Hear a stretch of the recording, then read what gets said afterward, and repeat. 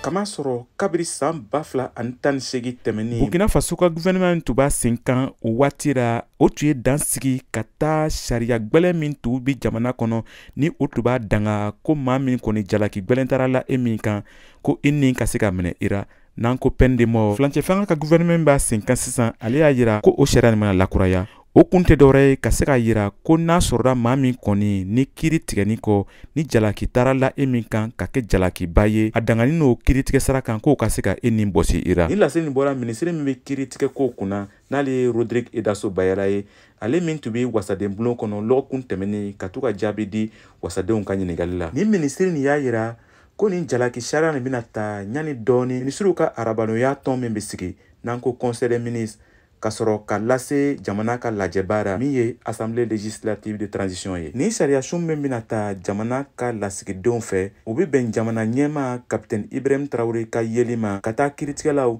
ni jalakiko politiki koɲɛw kan n'an ko politique criminelle et pénale. Hakilina jigira Burkina Faso ka jamana kuntigi ale kɔni tun y'a yira lasiri caman kɔnɔ ko kasobon kɔni olu fan no ni maa dɔ ye ni minnu ka jalaki kɔni o bɛ se ka yɛlɛma ka kɛ fɛn wɛrɛ ye ka to olu yɛrɛ ka se ka ɲaci lasi jamana ma an minnu wele ko travaux d'intérêt commun wa a tun y'a yira fana o lasili kelen nin kɔnɔ ko maa dɔw ka ninjugu wale min ɲɛsin no jamana ani jamanadenw ma ko a dangani tɛ o maa ninnu kɔni o ni ka se ka lakisi tuguni. Ni sariya kura min bɛna ta kɔni ale bɛ jamanadenw fara tɔn filara minnu sɔn no ni sariya kura nin ye ani minnu ma jɛn n'a ye. Fagari laban min to kɛra Burkina Faso ni o tun dangani no sariya sira kan o tun kɛra san 1988 tɛmɛni. Nin tun ye Kade Traoré kumakan ye ka bɔ Wagadugu Burkina Faso.